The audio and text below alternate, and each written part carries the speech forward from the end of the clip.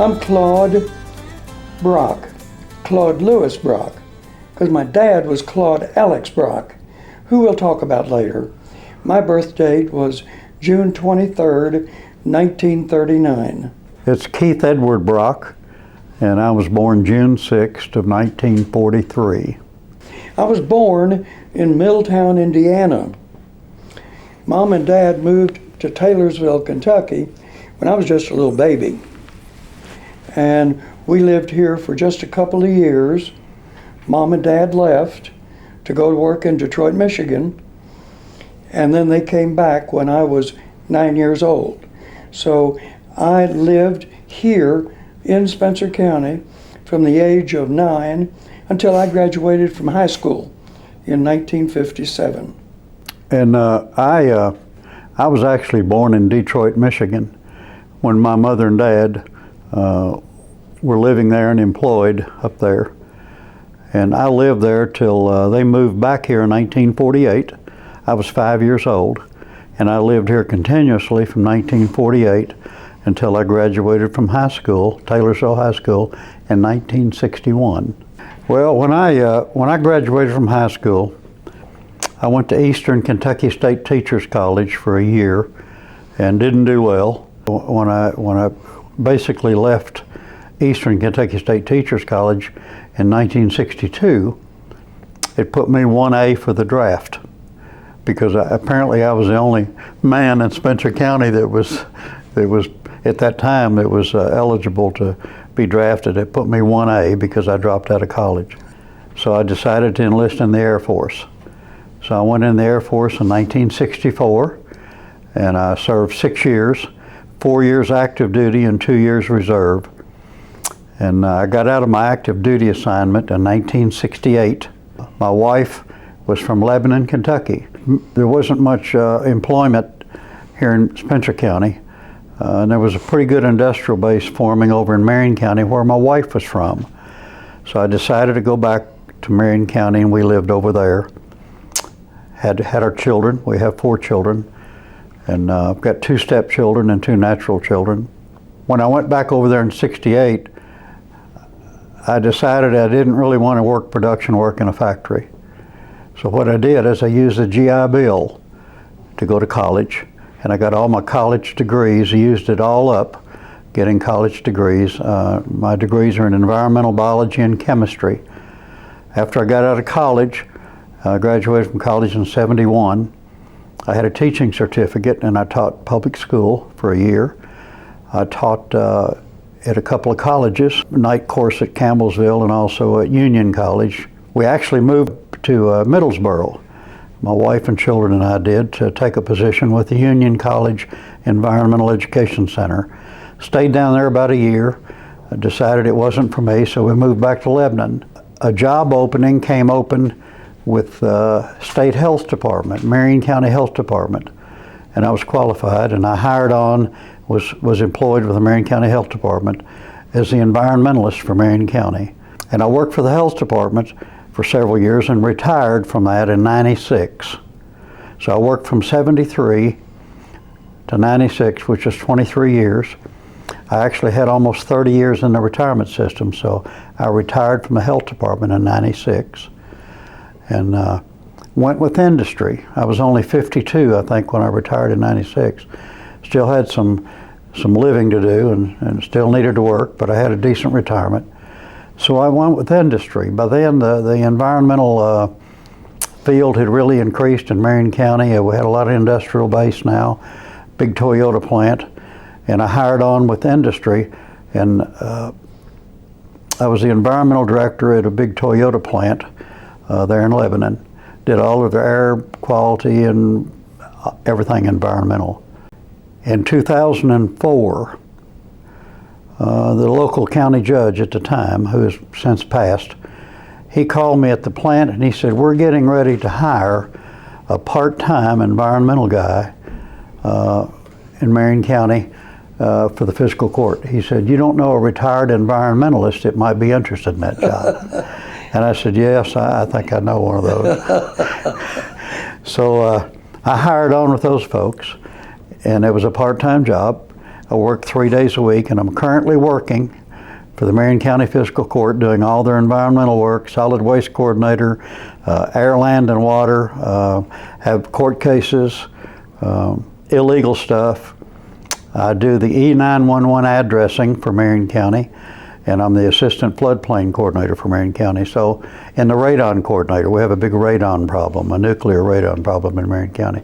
So I've got a lot of hats, and I've been working since '04, so 21 years part-time for the county.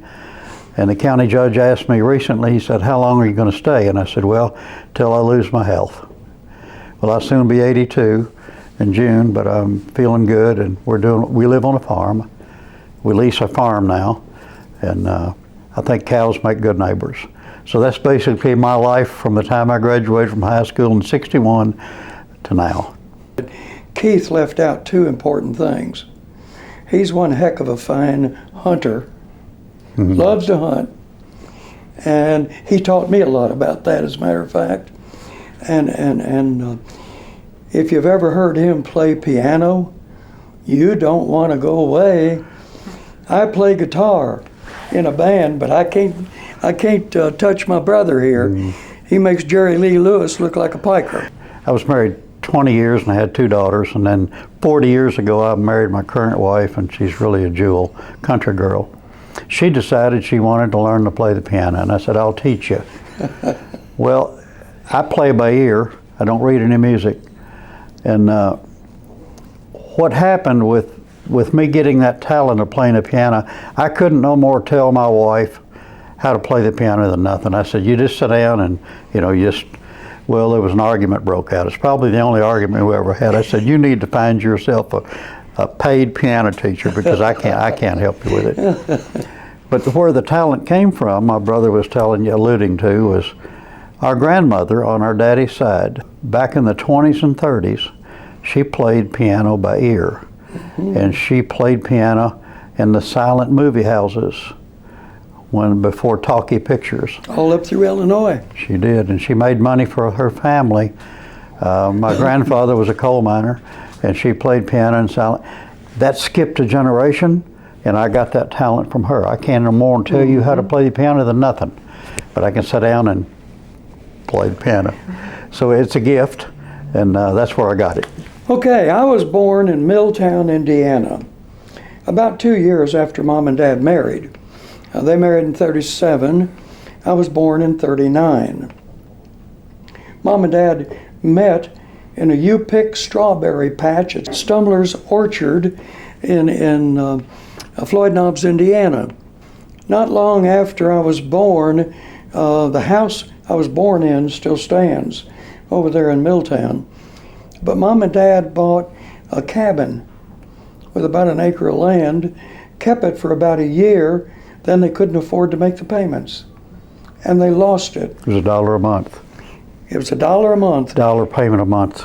Boy, that says a little bit about the time then as compared to now, doesn't it, Keith? Couldn't afford it. Yeah, so they lost the house and rented a place. They gave $20 for the property of the cabin. It had an outhouse and a well. I've got a picture of my mother standing in the cabin door on my piano at home. My daddy was taking a picture with a Brownie box camera, and his shadow was on the ground. They paid $20 for that property, the acre or so in the cabin and a well and the outhouse. She borrowed $5 from her mother to make the down payment. Payment was $1 a month, and they lost it because they couldn't make the payment. Yep, it was True story. Now we're talking 1938 here. It's good to dwell on that for just a minute as to what $1 meant then as compared to what it means in 2025. I was born in Milltown. After Mom and Dad lost the cabin, they rented us a little place. Would you believe they were burned out, lost everything they had? And that's when they moved to Taylorsville. Never knew quite why, but they came here, and Mary Frances Brown got Daddy a job working with WPA, which was it was a federal work program. And Daddy worked part-time as a printer for the Spencer Magnet, which was at that time very primitive newspaper and owned by Miss Katie Beecham. Miss Katie is still alive and well in my mind, and she is buried at Valley Cemetery on the hill in Taylorsville, Kentucky. At that point in time, Mom and Dad was making $7 a week and just subsistence with WPA, and the family couldn't live on that. Miss Katie couldn't afford to raise his salary. So we moved to Detroit, as did many, many Southerners when that out-migration from the South happened, because folks couldn't find work here that was suitable subsistence. Mom and Dad moved up there, and Dad got a job at U.S. Tire and Rubber Company, making $50 a week. Mother got a job at Motor Products Company, making $50 a week. So when they left Taylorsville at $7 a week, They were in Clover. they moved to Detroit at $100 a week. That's when Keith was born a little bit later. Light of my life. I remember him, little toe-headed fella. Right. Wasn't nothing he wouldn't get into. I went to school at the public schools in Detroit. Keith didn't. He was a bit younger. We moved to Taylorsville when I was 9 years old. There's a reason for it. And I was 5. And you were 5, right? Mary Frances and J.D. Brown were husband-wife. J.D. Brown was the president of the People's Bank. Mary Frances was quite the social environmentalist, etc., in Spencer County. Historian. Historian. She has a book in the Spencer County Public Library written by Mary Frances Brown. And our family, of course, is mentioned very nicely in there as well. When we moved back, we did it because J.D. Brown called Mother and Dad in Detroit. He remembered them from when they lived in Taylorsville early on. And he said, we'd like for you to come back, purchase the Spencer Magnet. It's in trouble, and we can't afford to lose our newspaper. Mom and Dad thought it over, and they did just that. Needless to say, we came back to Taylorsville. Moving along with me, I graduated high school in 1957 from Taylorsville High School, and I swore that I would not do one thing. I would not get into the newspaper or writing business, because I saw how hard Mother and Daddy had worked, and I didn't want that. Well, in my sophomore year at the University of Kentucky, my instructor said he thought that I ought to be a writer. It took me about 6 months to mull that one over. And my education then continued at UK. I also was educated at Bellarmine University in night school. And later in life, I also got my certification from the Gatton School of Economics at the University of Kentucky. I wound up being a printer because I worked my way through school at UK as a printer because of what I had learned at the Spencer Magnet under Mom and Dad. When I came back to the workplace after schooling, it was pretty necessary that I get a job. And I wound up working with the Shelby Sentinel newspaper as an advertising salesperson and did some minor writing. Wasn't lucrative enough. Then Landmark Community Newspapers found their home in Shelbyville, Kentucky, and I was working with the Shelby Sentinel. I wound up being the general manager of the printing plant. Worked there for 4 years, long, hard nights during those newspaper days because we were printing 7 newspapers. It was a combination of newspapers, and we printed 7 newspapers a week at Landmark. I decided that in the long term, I needed to follow my calling, which was writing. Wound up landing the job as editor of Kentucky Living magazine. Folks today will know it as Kentucky Living. At the time, it was the Rural Kentuckian. I was there for 4 years. Decided, as a young man often will, that maybe the grass was greener on the other side. I went to work for Old Fitzgerald Distillery as their national advertising manager. After 3 years, I decided I needed to get out of that business. So I wound up with the job that I still hold with great reverence, and that was as Vice President for the 4th District Farm Credit System, which was a conglomeration of the Bank for Cooperatives, Federal Land Bank, and Production Credit Associations in Kentucky, Tennessee, Indiana, and Ohio. And I was Vice President of the Communications Office. So I was right there where I needed to be. When the Farm Credit System got itself financially in trouble, Congress helped them to find their way back to productivity. That's when, after 7 years, I left the Farm Credit System and founded an advertising agency in Louisville, Kentucky, which was known as Ag Associates. We later changed the name to Brock Calvar Associates, and we ran that advertising agency for 16 years, built it into a well-known regional agency. And in 1994, we disbanded the agency. The reason being that everything was going online, and we were not equipped to deal with the new age. So it was time to leave. I have since worked as a part-time writer with a number of organizations, as I did during my entire writing career, writing for Progressive Farmer, Successful Farming, Farm Journal, Wall Street Journal, American Banker, et cetera, and like my brother, decided at my great age, which is currently 85 years of age, be 86 in June of 2025, I decided I needed to work part-time. And by golly, I wound up pursuing a part-time job with my hobby, which happened to be hunting and firearm collection.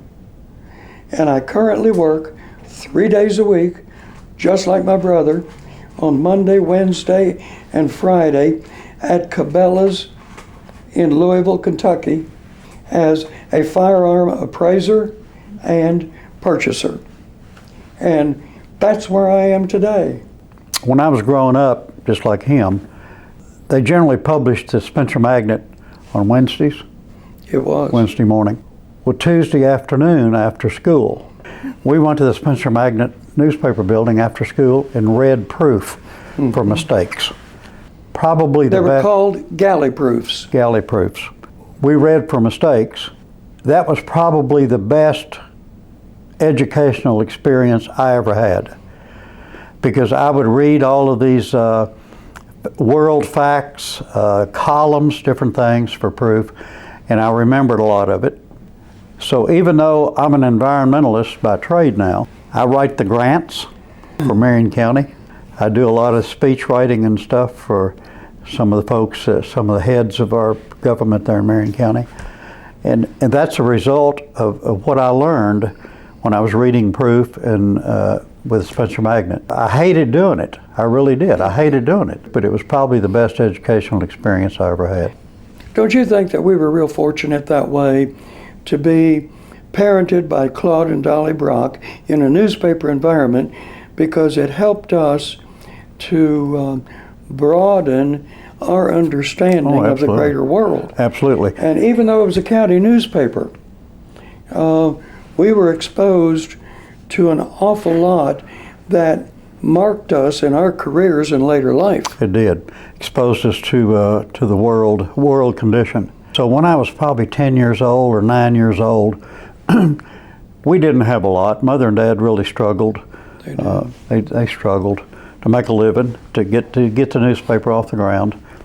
But I remember something that happened to me when I was just a kid that had to do with the Valley Theater, which is currently down on Main Street. I guess it's still there, right? Well, I remember Saturday nights at the Valley Theater. Well, usually once a month, Mother would always bring me to town because I didn't drive, and she'd give me 25 cents, a quarter, to go to the movies. Well, the Valley Theater, the great thing about it was, back then there was no air conditioning, but it was always really cool inside the Valley Theater. And the movies ran continuously. You could stay in there all day, and I would, me and some friends. It cost 10 cents to get in the movie. You could take 5 cents of the quarter and buy a bottle of Coke. 5 cents would buy you a sack of popcorn. One candy snack like Necco wafers or gummy bears or Milk Duds. So for a quarter you got the movie and got all your treats, and you got to stay all day in a cool place. One thing that I always took a big interest in, for the 10-cent movie you got the main feature. You also got a serial, like Flash Gordon or something like that was a continuing serial. Probably 3 cartoons, and you got the Fox Movie-Tone News with Lowell Thomas, which was world news of what was happening in the world. And other than newspapers, there was no TV back then. So that's the only way we had to know what was actually going on around the world. And I really committed to memory a lot of those things that I learned from the Fox Movie-Tone News as a result of going to the theater, Valley Theater. You know, segueing onto that, Keith, when Mom and Dad bought the Spencer Magnet, it was housed in a 20-foot by 20-foot concrete building. That's the first one I remember. And it was located at the corner of Mill Street, where the Spencer County Public Library is now located. That's the first one I remember. Is that and the only employee was Hugh Brookshire. Hugh Brookshire. I remember him. He was the only one, and he was a part-time employee. And all the type, that is, the words that you read in the paper, were hand set. There wasn't any linotype or anything. It was all hand set. Unbelievable. In what they call California type cases, which, by the way, I learned to use because I would have to throw the type back after each publication. Mom told me that after being in Spencer County and purchasing that paper for about a month or 6 weeks, she got really scared because she said, I didn't know how we were going to make a living. You know what the circulation of the newspaper at that time was? 100. 100? 100. Boy. And the newspaper was 1 page, and there was no advertising in it. And Daddy was not a salesman. No, she was. Mom was a type A now. She could was. sell snowballs to Eskimos. She could. She really could. She really could. Well, she decided that the kids are just going to have to take care of themselves back in that day. And so she put me in charge of Keith, and Keith didn't like it at all. So we had our brotherly thing going on through all of those years. He pestered me. He pestered the heck out of me. Our mom went to the street to sell advertising. That was an important part of the long-term survival of the newspaper, because Mom would go into J.A. Bennett or Southern States or the Home Store or any other place in town and solicit advertising. And if they said no, she'd say, well, it's fall, you need to be selling rakes. Yeah. And I'd say, well, Dolly, work us up an ad. For rakes. Yeah. So for rakes. And Mom would do an ad. That's how that 1-page paper became a 2-page paper. I've got an advertising brochure on the wall above on my cabin for Greenwool Motors that Mother and Dad did this brochure for them. And it had pick any used car on the lot for $250. So that's the kind of thing my mother did to make sure the viability of the newspaper was maintained. I attended elementary school up on the hill. I guess it's still there. As did I, and it's still there. Still there. I would come down off the hill and I would walk to the Spencer Magnet office. It was here. Back then you could do that. People didn't worry about their kids too much. It's safer. I went down toward the current courthouse. I remember this vividly. And I saw an old friend of mine that I'd known since childhood. His name was Mr. Knox Brown. He was a famous name in this county. He was, Knox Brown. Older fellow, nicer guy, could have bought Spencer County. Oh, yeah. I mean, he had plenty of money. And it was cold. It was cold that day, and I saw Mr. Knox down in front of the courthouse. He had a brand new car. He was either 57 or 58 Ford. And I said, Mr. Knox, would you give me a ride out to the Spencer Magnet office, which was sitting here where the library is now? He said, sure, Keith, get on in. Well, I got in there, and it was as cold in the car as it was outside. I said, Mr. Knox, why don't you turn the heater on? He said, I ordered it without a heater. I said, I didn't know you could order a car without a heater. He said, I didn't think I needed it, so I just got my car without a heater. So saving a little money, Yeah. But he could have bought Spencer County. It's really, I will never forget that. I said, man, you should have got a heater. Those are interesting times. You know, when we came to Taylorsville, the schools, as an example, were not integrated. No, they weren't. And that was really a shock. Because they were in Detroit. Well, that was a shock to me because during the polio epidemic in Detroit, Michigan, I was in grade school up there. And for an hour and a half every day, all the kids went to the gym at our little school and laid down and took a nap. And we did too. Right. Here? Because we didn't want to catch polio. They brought an iron lung machine Well, we were over here. taking naps with every nationality that you can imagine because it was a mixed environment. Sure. We came to Taylorsville and was segregated. And it did not become unsegregated until the year after I graduated from high school. In 58. 1958. 58, yeah. Moving along, I think, a little bit with Spencer Magnet after the block building and after Mother sold some advertising and Daddy needed more ability to publish the paper each week. He was the mechanical guy. Mom was the salesperson. Mm-hmm. The old colored schoolhouse came up for sale. And that building still stands. Down by the Bloomfield Bridge. Exactly, exactly. They bought it and they did some real important things there. They installed a new printing press. Big flatbed press. When you turned that thing on, it sounded like thunder. Took up a fourth of the building. Took up, exactly. Really did. And it printed 4 pages at a time instead of 1 page at a time. Mm-hmm. The other thing that happened at that time was they had to put in a heating system. It was a pot-bellied stove Remember? right there up front. It was not a central heating system, pot-bellied stove, and you and I had to bring in the coal every morning. They had coal. They fired it with coal. Yeah. And you know something I remember about that stove? It's really hard to get a fire started sometimes when you Oh, go yeah. in there. I remember they always had a big coffee can, like a Folgers coffee can, full of corn cobs that was soaking in kerosene. And you used that kerosene corn cob as a fire starter. Now we go to Kroger or whatever to buy them. But it was a corn cob soaked in kerosene. We got the fire started with it. Now, the other thing that happened was Daddy had a friend at the Linotype, the commercial Linotype company in Louisville, Kentucky, Old Dixon's. called Dixon's Typesetting. Right. And Daddy bought an old broken down Model 7 Linotype, Mergenthaler. Mergenthaler Linotype. Now, the Mergenthaler Linotype was absolutely state of the art. Was. How many moving parts did it have, son? 6,500 moving parts this machine had. The guy who invented it Amazing. went crazy. After it, Otto Mergenthaler After he went perfected crazy after he invented it because it took him years to do it and drove him nuts. drove him nuts. It really did. It was unreal.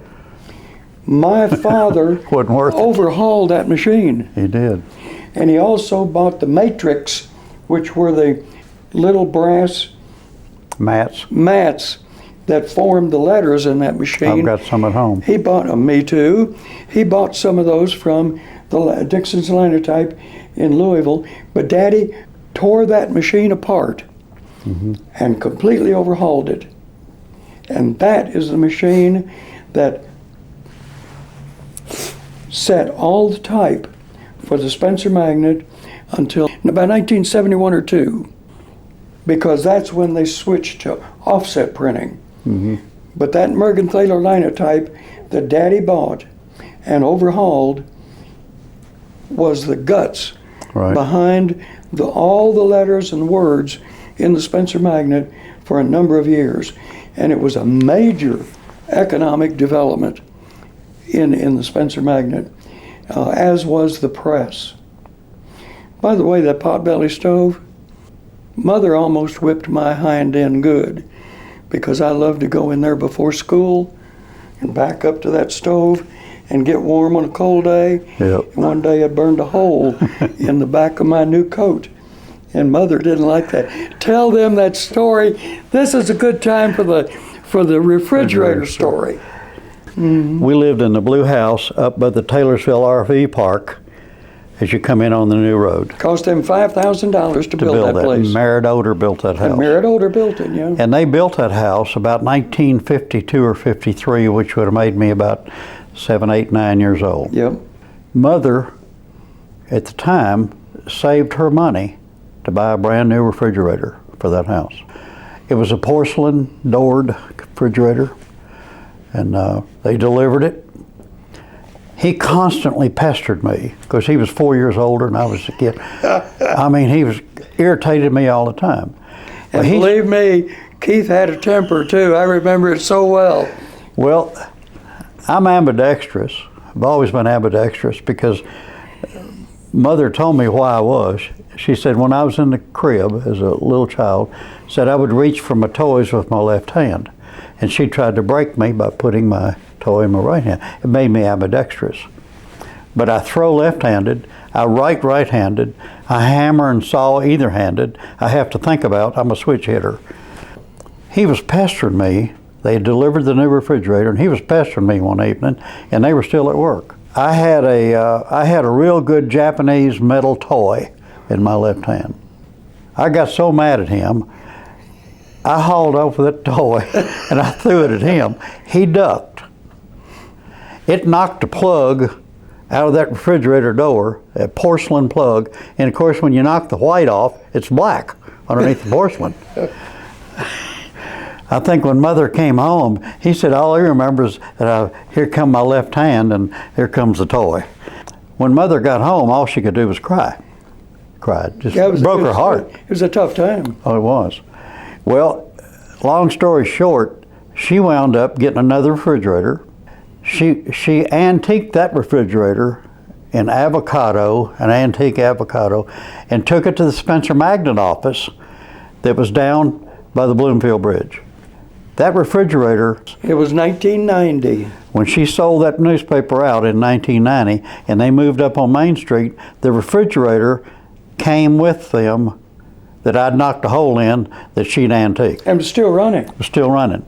Now, this was like 1953 up to 1990. She was in a nursing facility, Mother was, down behind Dairy Queen. That's where she passed away. I was down there a month or 2 or 3 before she passed away, and we got to talking about that refrigerator. She says, you know, that refrigerator's still running up to Spencer Magnet office. And I said, you know, I'd like to have that refrigerator, just as a memento. She said, well, let me call the little editor girl. I don't know who she was. Mother got on the phone and called her, and she said, you know, that refrigerator was still running, but we recycled it and took to the junkyard about 2 weeks before she called. And we lost it. We lost the refrigerator, but they built that thing to last. You know, they can build a planned obsolescence now. About 7 years is what you got on appliances. That thing was running 70 years later. It really was. You know, it was about that time, I guess, that the magnet did, that Mom and Dad added another major piece of equipment to the Spencer magnet. It was the casting machine. Oh yeah. It was a pink, heavy mat that would have impressed into it pictures and words. Well, instead of setting it on the linotype or with handset type, the casting machine, you would frame it out, you would frame that mat out with fireproof tape. Put it in that casting machine, bring down a big heavy steel thing on it, then tilt it up and pour hot lead on it. Because there was this big bucket of lead, molten lead, that you'd pour in there and it would cool. After you did that, you would have upside down and backwards words and pictures. He would. When you put ink on it and put it to a piece of paper, it was right side up Right. and readable. Kind of like reading an ambulance backwards in your mirror. That brought pictures to the Spencer magnet. One of our jobs, Keith and I both, each week was to get the junk off of the top of that lead pot, and then pour lead into We call them what they call pigs. Pigs. And I've yeah. got one of those at the house. They weigh 25 pounds. Guess what? Daddy would take those lead pigs, which had a little clamp on the little arch on the top of it, and he put it on a hook at the linotype and would feed the lead into the linotype. Boy, what another fine technology improvement at the Spencer magnet. So now we had a press. Then we had the linotype. Now we had the caster. And everything that was required for a letterpress newspaper. They would usually cast the metal, heat the metal up, and cast it usually once a week, I think. When you'd go into the Spencer Magnet office down by the Bloomfield Bridge, you had to look under the smoke sometimes. There was so much in there. I remember having to walk out the front door. It'd get so smoky in there. It really was because of the casting machine. Today they say that may have contributed to Daddy's Alzheimer's I was going to say that. You know, it was a lead-based smoke. Yeah. As was the linotype. It was called linotype metal, but it was a harder metal. It had antimony and bismuth, I think, and lead in it. I've got linotype metal at home right now that I use for casting bullets. I shoot Sharps rifles, long distance, and we cast our own bullets. And I've got a lot of linotype metal, and I put a little linotype in with the lead to make it a harder bullet. And I think probably because he breathed that smoke and worked on the machine where this pig was being fed into, and there was a lot of smoke, maybe contributed to his Alzheimer's. He got early onset Alzheimer's. And he was diagnosed with that in 1972. It's an important magnet-related story because Mayo Clinic said that Dad's years-long exposure to lead probably was a major factor in his early onset Alzheimer's. That's true, yeah. And Daddy struggled with that until his end. Dad was a wonderful singer, great intelligent guy. One of the things I think, Keith, that really was a great innovation with the magnet, Mom and Dad engineered it in Spencer County, and it became the most popular ongoing features of the Spencer magnet for many, many years. It's called the Correspondent Network. The way they did it, Claude, is Mother got a hold of some of the people that lived in the various communities around the county, like Waterford, Wakefield, Rivals, Little Mount, and Elk Creek, Bloomfield. Yep. We had Cox's Creek. I don't know about Cox's Creek. Yeah, we had one. Did we? We had a Cox's Creek correspondent. So people were assigned or volunteered to do weekly columns about events that occurred in those various communities. And it was really a wonderful thing because the people that lived there knew what was actually going on. My dad was such a perfectionist as far as proofreading and making sure that all the copy was accurate as it was published in the paper. May I inject? right there. Go ahead. That Daddy would get a hold of those correspondent, in the beginning, he would get a hold of the correspondent network submissions and start editing them. He would edit them. And Mother had a fit. Right. She said, Claude, you can correct the spelling and do what you want, but you can't change the way it sounds because that's the way they talk. That's it. One of the funny ones, one of the funniest correspondents was Miss White that lived in Waterford. And everybody looked forward to listening to Mrs. White's conversation about what went on in the community for the previous week. My dad was such a stickler for errors and omissions and having correct copy. There was an old fella that passed away in Waterford from a kidney ailment, okay? When my dad, and we read the proof. I mean, I'm sure I read it and you read it and it all went through. This was not a galley proof either. This was a headline. This was a headline. A 24-point headline. Headline. When my dad set the copy, and he died of a kidney ailment. When he set the copy, and which was set on the linotype. Dad said it. Set on linotype, and we missed it. When he said this old gentleman passed away, he hit the I instead of the A. What a horrible death. What a horrible death. Well, and it went out, and that almost killed me. It really killed my dad. Oh, Dad left town for 2 days. It was terrible. But guess who?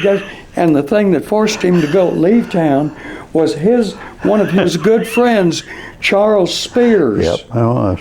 Made a trip to Louisville, Kentucky, and sent a telegram to the Spencer Magnet talking about the bad word that was published. And it almost put my daddy in the ground. It did. It was unreal. And people were going to put that into the funny bone of Reader's Digest. Yeah. And it was really a mess. It was really a mess. That was funny. And he was so distressed over the I and the A mistake. Yep.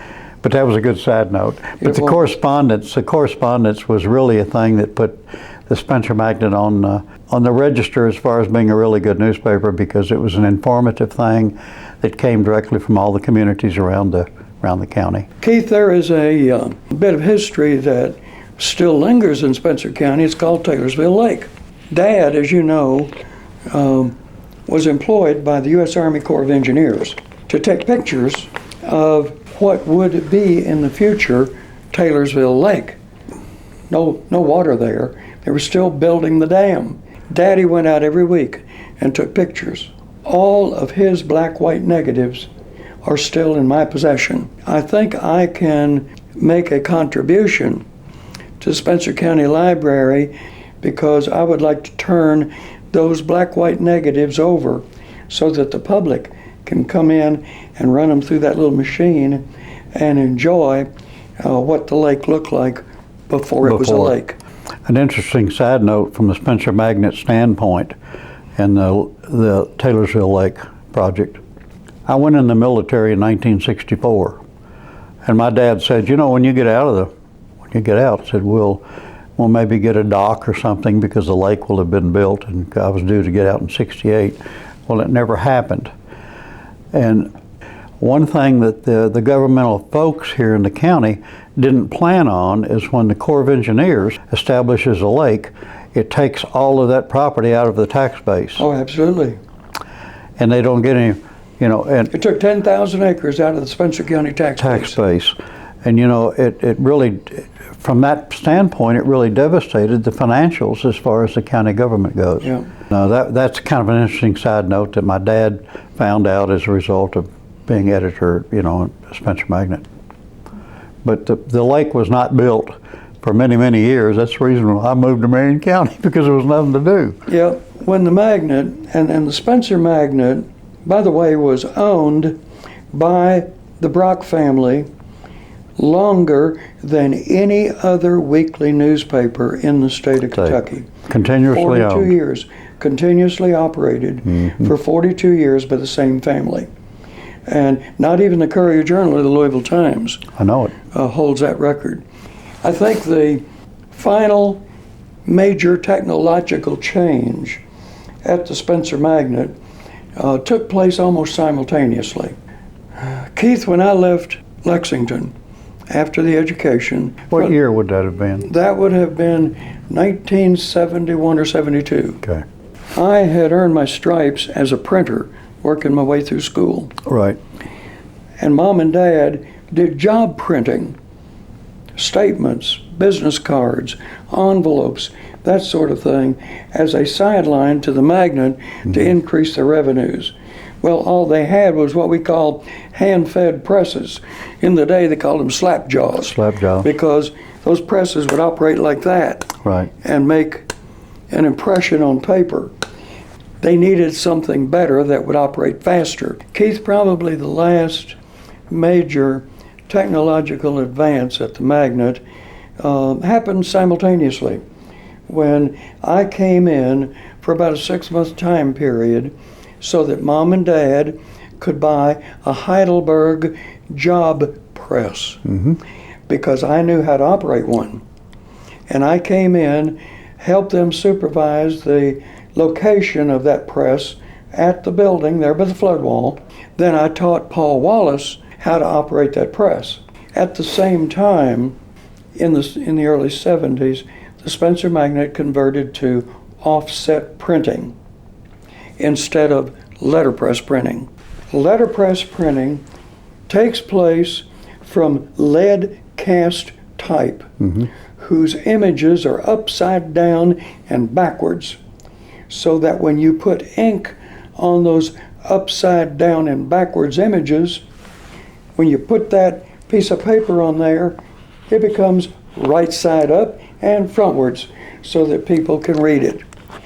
When you do that, the chases or the image pages will weigh 50 to 75 pounds.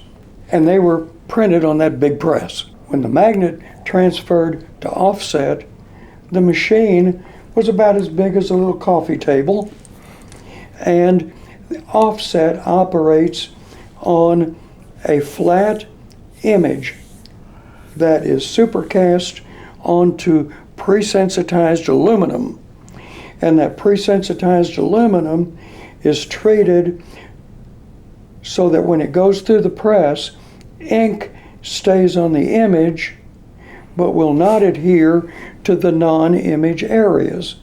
And you can produce fast and quick. You can write your name, take a picture of it, put it on the plate, do any number of things.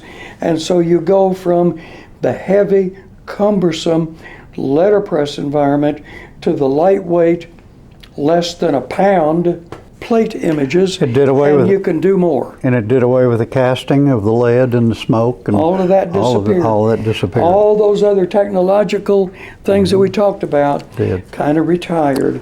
Now, Keith, you and I saw that happen, and Mom and Dad issued those changes into the Spencer Magnet. And it was a big change, it really was. They wound up hiring Paul Wallace, and he commuted every day to the Springfield Sun newspaper office in Springfield, Kentucky. And they hired Paul to be a shop person, a printer at the Spencer Magnet. He operated that big press that they installed, The big one, yeah. and he operated those slapjaw. Good man. Oh, he's a very good man. He was the go-to guy at the Magnet. And it was really a good marriage with getting Paul in there because he was a really good worker and faithful. But converting from letterpress to offset was a big move for everybody. People resist change. But you know, the smoke went away, the lead went away, the casting went away, the cumbersome, labor-intensive, heavy metal went away. It was a move according to the times. It needed to be done according to the new times, and it took the Spencer Magnet into a different era. One thing that people don't, I think, realize is the struggles that Claude and Dolly had in making a living for the family in our community newspaper. It wasn't a high dollar thing, and you know, we didn't struggle. We came up close and tight. We really did. We had everything we needed. A nickel went a long way, but it was hard to get a nickel. When I was in 1956, when the high school brought in colleges to talk to the students. Mm-hmm. I got excited, and Mom and Dad had been excited about me going to college. Mm-hmm. I came home in my junior year and was real excited. I walked into the Spencer Magnet, telling them all about the visit with the colleges, and Daddy reached over and locked a keyboard on the linotype, and he said, "Son, we got to talk to you." He said, I don't think we can afford to put you in college." Mm. Mother, being a type A, she said, "The blank we can't." Mm-hmm. She Wow. picked up the telephone, dialed the People's Bank on a rotary dial phone, asked to speak with J.D., the president. She said, "J.D., we got to put Claude in college." He asked her what it was going to take. She said, "About $750. She said, "Thank you." Hung up. She said, "He's in college. We got the money." Right. Compare that to today, and it was that simple back then. When I went to college in 1961, they had the money to put me in. It was like $300 a semester for room books and everything. Mother said, "You know, we're living close and be careful about your money," and had a little spending money. But about once or twice a week, I would walk from the Eastern State campus down into Richmond, and I went to a place called Pasquale's Pizza. But one night I was walking late down to get me a Stromboli sandwich at Pasquale's Pizza. I saw a billfold laying in the grass beside the sidewalk. Mm-hmm. I reached down and picked up the billfold. Had $37 in it. I took the $37 out and threw the billfold back down. It absolutely ate me up. I mean, that's the way we were raised. That next day I went to the school bookstore at Eastern, and I never could afford one, but I wanted to buy an Eastern jacket. It was a maroon jacket with the Eastern patch on it and had white Naugahyde sleeves on it. And I bought me a jacket with that $37. It absolutely ate me up because of the way my mother and dad had raised us. Mm-hmm. That jacket is hanging in my closet today. And recently I took it out, all the kids were at the house, and I told them the story, and I said, "Here's the jacket. Here's what you don't do." We came up tight, but we came up honest. Daddy, to the right of the linotype, had a 2-drawer green Never file will forget cabinet. it. Never will forget it. And in the top drawer, It's a military thing. Yeah. Military little thing. surplus cabinet. He had kept his papers and things in the top drawer, but in the bottom drawer, he threw his loose change. In the drawer. Dimes and Dimes, nickels, occasionally a quarter. that's it. Not too many of those. But Keith and I never had any money No. growing up. Well, every now and then, when Mom and Dad wouldn't be there, I'd go over and get a little money. I get a couple of dimes. Get a couple of dimes or At the Spencer Magnet. at the Spencer Magnet out of Daddy's bottom drawer. That bothered me a little bit, but many years later, before Daddy I did the same thing. before Daddy was diagnosed with Alzheimer's, he and I were out hunting one day, and I said, "Daddy, I got to tell you something I did when you were down at Spencer Magnet." I said, "You know that bottom drawer in that green cabinet?" He said, "Yeah." I said, "I used to take money out of there." He said, "Claude Lewis, what do you think it was there for?" I guess in conclusion, Keith, I would have to say that I think we've been fortunate to live through Tight times. tight times into excellent careers among a family that loved us, worked hard, and taught us how to do both. Right. Right. And the Spencer Magnet was the root of it all. Had we continued to live in Detroit, No. it would have been a different life. From a different life. It disappeared slowly, It did. and it is really an epitaph that has been repeated nationwide. They taught us love, and I think Spencer County did too, Yep. because the people here were priceless.